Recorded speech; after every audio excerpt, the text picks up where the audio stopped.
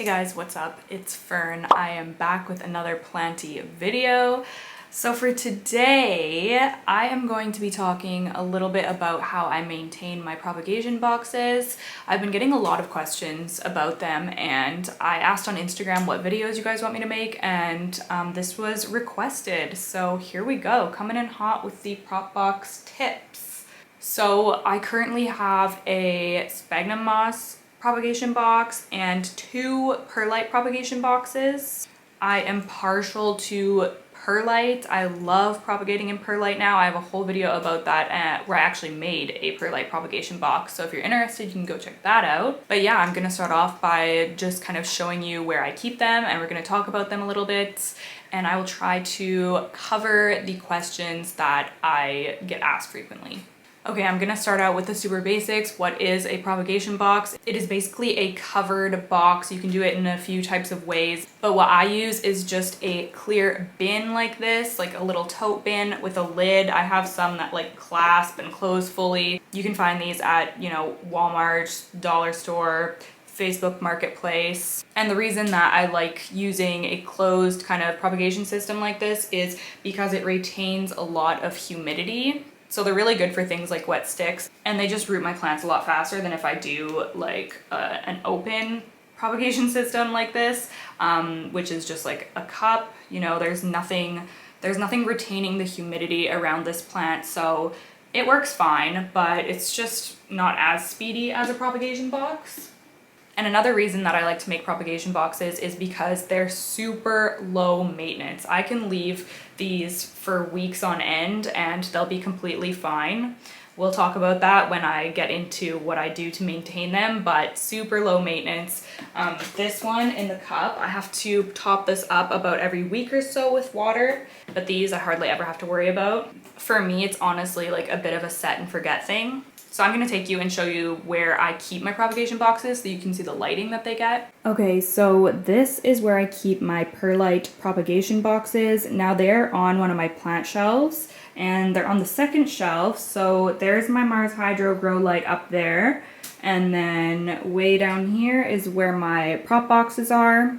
Now they're not directly under the light, as you can see, but they do get like pretty decent lighting. That has some Hoya on top of it. Those have only been there for a couple days, but normally there's not something sitting right on top. It's fine for a little while. I do set things on top of these every once in a while, but it's best to let the plants have access to the light, of course. But yeah, so I do keep these ones under artificial light. I actually did used to have a perlite propagation box on that table. This is a south-facing window. It ended up just getting too hot. The box was drying out and I was worried about burning my plants. So I moved that away from there and put it over onto the shelf. I recommend that you put prop boxes under bright but indirect light. I don't think you want them to be scorched by the sun, but you do want them to get a pretty good amount of lighting. And this is my sphagnum prop box over here. This is kind of a similar setup. This is another Mars Hydro grow light up here, but this one is on the first shelf. So it does get a bit more concentrated light than my perlite propagation boxes on the other shelf. And I find that this does dry out a little bit faster. I actually have like a mini sphagnum propagation box here as well. But I find that my wet sticks are so successful getting this amount of light. So I've just left this box here. Okay, so I'm gonna show you what my propagation box normally looks like, and this is what the lid normally looks like when I take it off. It has some condensation on the top. Usually there's more, actually. Usually it's like pouring off, and I just kind of like pour it into the box. We put these plants in here in my last Prop Circle episode, I believe. That was a couple of weeks ago now. Okay, I have to hold the camera so I can kind of show you guys what I'm seeing. But see all of this condensation along the sides? That is what I want to see in my propagation boxes. Once that condensation goes away or becomes really minimal is when I am going to be spraying this and adding more water. Okay, now I don't know if other people do this or not, but this is how I do it. I like to keep a really small amount of water on the bottom of this at all times. I basically want this to function as the same as my cup right there with Perlite.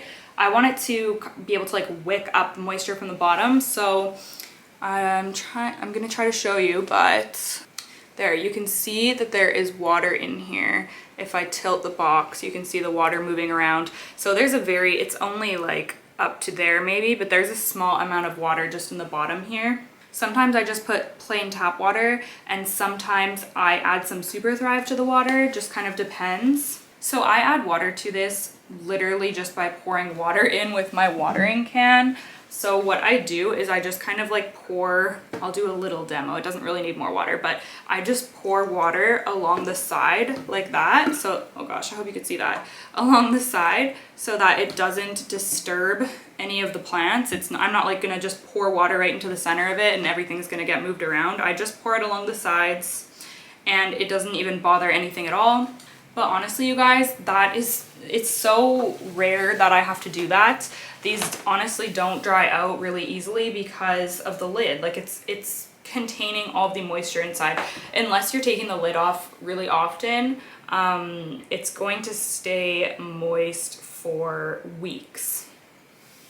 I probably only have to add water to my boxes every like 6 to 8 weeks, I'm gonna guess. Like, yeah, probably every couple of months. If you have them in a really hot or warm, if you have them in a really warm or hot space, then they might be drying out faster.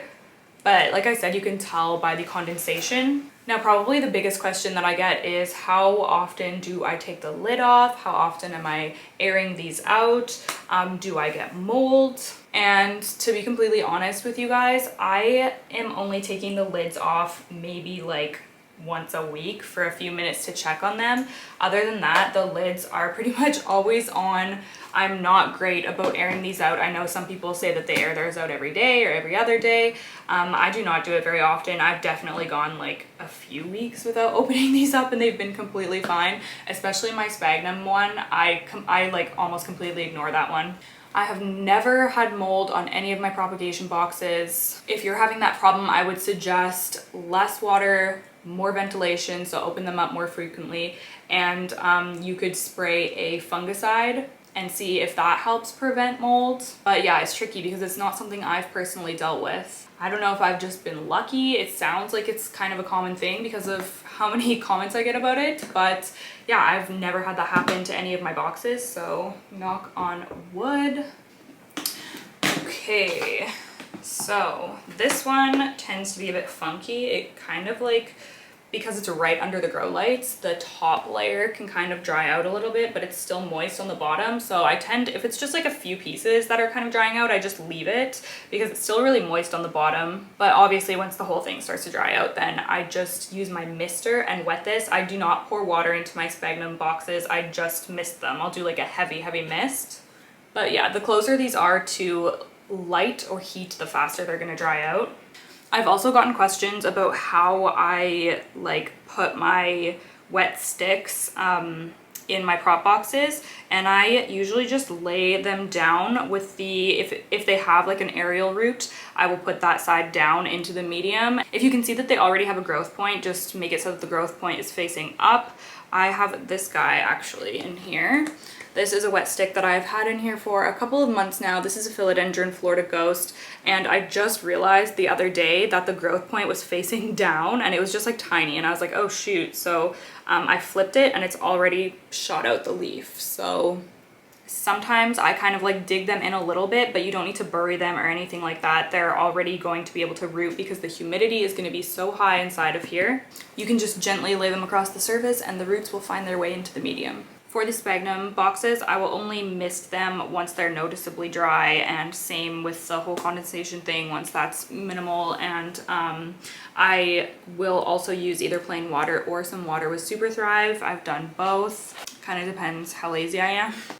If you watch my Prop Circle episodes, then you might know that this is kind of just like my wet stick box. I just kind of toss things in, like if I'm clipping a plant or a plant has a runner and I just have some nodes to propagate, I'll just toss them in here, and then once things pop out leaves, I will pot them up. So I think it's a really good idea to kind of have a bin like this, because then you're not just like composting something when it can grow into a whole new plant.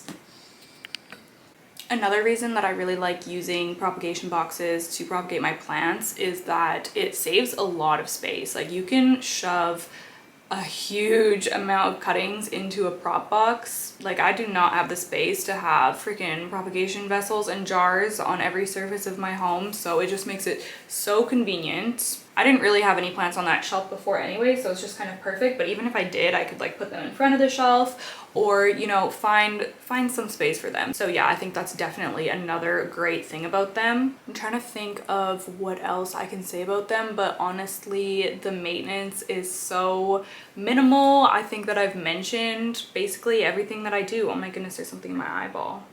If you have any questions, leave them down in the comments. I would love to try to answer them, or I'm sure another lovely person in the comments can help you out. Give this video a thumbs up if you liked it. I know it was just a quick one. I just wanted to answer the questions that I've been getting.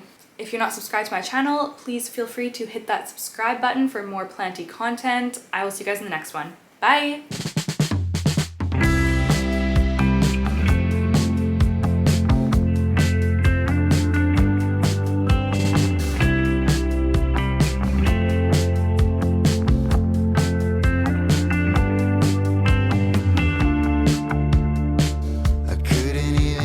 Try